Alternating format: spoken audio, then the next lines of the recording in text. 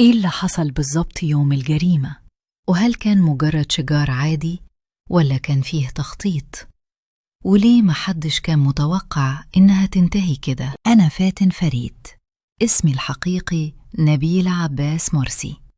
اتولدت في القاهرة وسط عيلة بتحب الموسيقى. أبويا كان موظف وأمي ست بيت، عندي إخوات كمان، وكبرت معاهم في حارة هادية. من وأنا صغيرة كنت بحب الغنى والصوت الجميل. سافرت كتير عشان الغنى، غنيت في سوريا ولبنان، ووقفت على مسارح مختلفة، وده خلاني أحس إني لازم أكمل في الفن.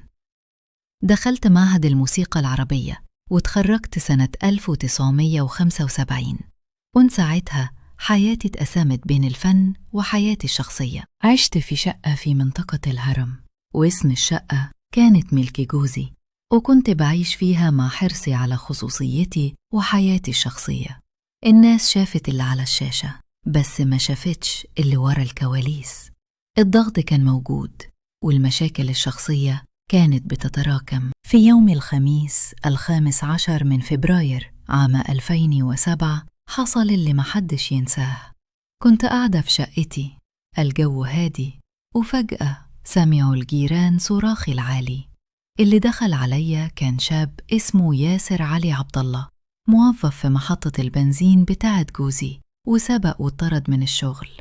دخل وهو متعصب وغضبان وابتدى يسأل عن شغله. النقاش سخن جدا، واللي حصل بعد كده مأساوي. شال سكينة من الصالة وطعني 7 طعنات بين الصدر والبطن. حاولت أصرخ والدم كان كتير.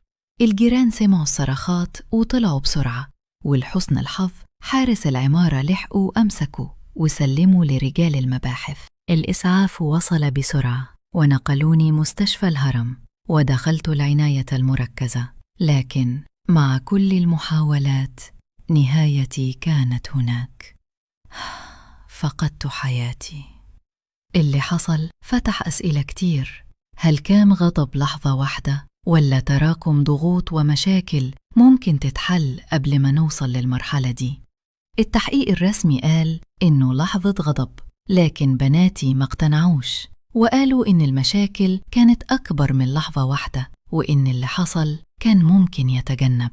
قبل الحادث كنت حاسة إن حياتي الشخصية والفنية متداخلة، وكنت دايماً بحاول أحافظ على توازني، وده ما كانش سهل.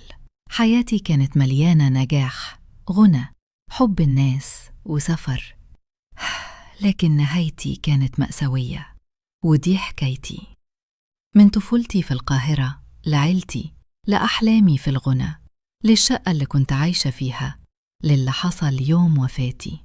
كل حاجة حصلت هي جزء من قصتي.